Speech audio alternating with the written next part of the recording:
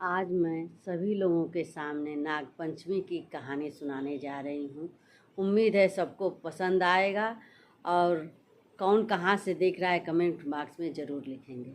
एक सेठ था, उनकी 7 बहुएं थी। सातों बहुओं में जो सबसे छोटी थी उसका भाई नहीं था और सबका भाई था, मतलब पीहर का रिश्ता था। तो छोटी बहू बड़ी बहू ने एक दिन कहा कि आज पीली मिट्टी ख़त्म हो गई है, सभी लोग जाओ और जाके जंगल में से मिट्टी ले आओ। सभी बड़ी बहू का कहना मानती थी। सभी लोगों ने जाकर मिट्टी खोदना शुरू किया। तभी देखा तो उस जंगल में एक नाग था। तो बड़ी बहू ने कहा कि इस नाग को मार दिया जाए।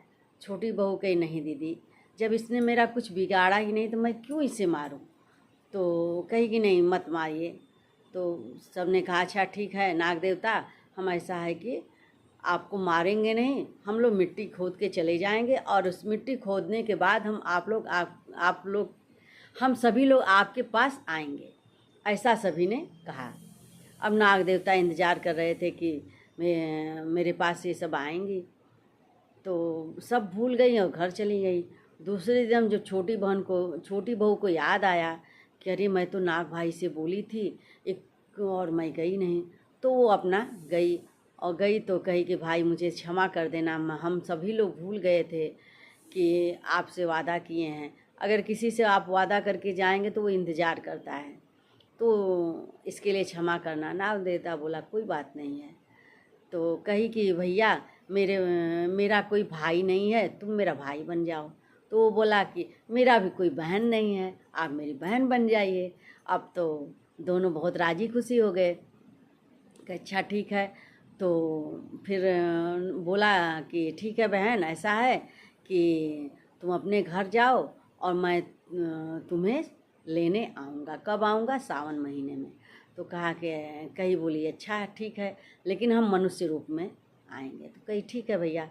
इसके बाद वो आदमी का वेश धारण करके आया और बोला कि सेठ से बोला कि आपकी छोटी बहू जो है, मैं उसका भाई हूँ, मैं उसे लेने आया हूँ। तो सेठ बोला अरे इसका तो कोई भाई ही नहीं है। फिर बोला अच्छा ठीक है, कोई होगा, मुँह बोला भाई, ठीक है। जाके बोला कि बहू तुम्हारा भाई आया है, तुमसे बात करना चाह रहा है। तो कही ठीक है। वो गई, जब जाकर देखी तो कही कि हाँ भैया बोलिए। क्या बहन चलो मैं तुम्हें लेने आया हूँ। कही अच्छा ठीक है। तो अपने ससुर से पूछी और जिठानी से पूछी कि मैं चली जाऊँ। सबने बोला ठीक है जाओ तुम। अब उसका भाई बोला कि देखो मेरे साथ चलो और मेरा पूँछ पकड़ के चलना, मैं जहाँ जहाँ जाऊँ। कही ठीक है। अब वो तो डर नहीं रही थी, जब भाई जिसको भाई बना ले उससे डर क्या। वो तो खुद ही संरक्षक हो जाता है। एक बहन का रक्षा करने वाला भाई से बड़ा कोई होता नहीं है। तो वो अपना चली गई। जब चली गई तो जाते जाते अंदर लेके गया तो बहुत बढ़िया महल था। उसमें हीरे जवाहरात बहुत कुछ थे। अब उस नाग की माँ जो है वो भी बहुत खुश हुई कि मेरी भी कोई बेटी नहीं है, चलो भाई बेटा बेटी मेरा दोनों हैं, ठीक है कोई बात नहीं है। अपना कुछ दिन के रहने के लिए आई थी। अब रहने लगी, रहने के बाद जो है कि एक दिन अपना दूध गर्म कर दी और करके सोची कि भैया को दे दे पीने के लिए, भाई नाग तो दूध ही पीता है। तो दूध पीने के लिए जब दिया तो वो उसका मुंह जल गया। जब मुंह जल गया तो अब वो गुस्सा होने लगा। जब गुस्सा होने लगा तो माँ भी गुस्सा हुई। कही कि अरे ये दूध गरम दे दी हो, उसका मुंह जल गया है। तो भाई ही था, जब भाई बनाया बहन को तो बोला कि अच्छा जाने दो माँ, उसको मालूम नहीं था, आज के बाद से ऐसा नहीं करेगी। तो ठीक है। इसके बाद अब अपना भाई बहन रहने लगे। और इसके बाद जब घर गई तो बहुत सा धन दौलत दे के वापस अपने घर गई। अब वहाँ जाने के बाद सब लोग ये करने लगे कि इतना धन दौलत कहाँ से आया, तुम्हारा भाई बहुत अच्छा है, ये है वो है। अब धीरे धीरे अब यहाँ तक कि मैं वो डायमंड नेकलेस भी दिया। अब उसको लेके वो पहनी तो सब लोग मतलब खुश हो गए कि चलो अपने भले मुँह बोला है, इतना दे तो रहा है। सब लोग खुश हो गए। फिर बड़ी बहू को जलन हुआ तो उसने कहा अपने छोटे देवर से कि तुम्हें पता नहीं है, कोई ऐसे ही दे देगा क्या इतना धन दौलत, इसका पता लगाओ। तो वो अपने पत्नी से पूछा तो, और हर बात में शक करने लगा। तो कहीं क्यों आप ऐसा व्यवहार करते हैं। तो कहा कि देखिए ऐसी ऐसी बात है, तो बताई कि मेरा भाई ऐसा ऐसा है, उसने मुझे दिया है। कहा ठीक है, कोई बात नहीं है।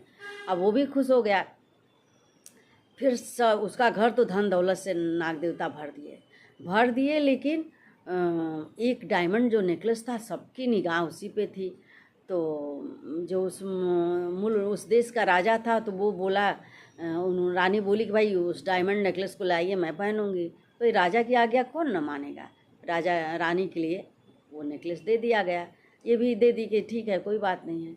जो रानी जब गले में जैसे ही पहनी नेकलेस को, वैसे ही वो सांप बन गया। अब तुरंत निकाल के फेंक दी। कही ये क्या है। अब तुरंत बुलाया गया उसको राजमहल में जब गई तो कही क्या बात है। कहे देखो तुमने ये डायमंड नेकलेस को कैसे ये नाग बन गया। तो कही कि यही इसकी ये है कि अगर इसे मैं पहनूंगी तो ये डायमंड नेकलेस रहेगा, और दूसरा किसी के भी गले में जाएगा तो ये नाग बन जाएगा। कहा अच्छा ऐसी बात है, तो इस नाग को पहन के दिखाओ। तो जब उसने पहना तो सही में डायमंड नेकलेस बन गया। तो ऐसे अब रानी भी बहुत खुश हुई। रानी ने भी सोने का सिक्का उसको दिया और कहा कि अच्छा ठीक है, कोई बात नहीं, तुम भाई बहन का प्यार है तो भाई बहन का प्यार में कौन बंटवारा कर सकता है।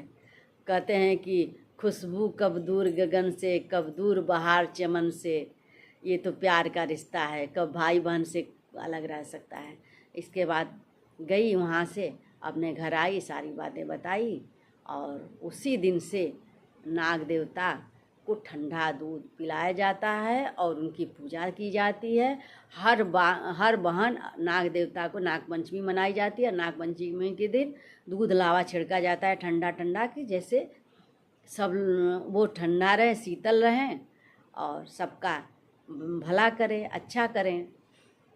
तो बोले नाग देवता की जय। नागेश्वराय माँ नागेश्वराय, हर हर भोले नमः शिवाय।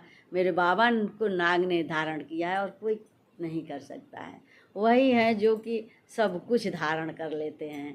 तो इसलिए बोलिए हर हर महादेव।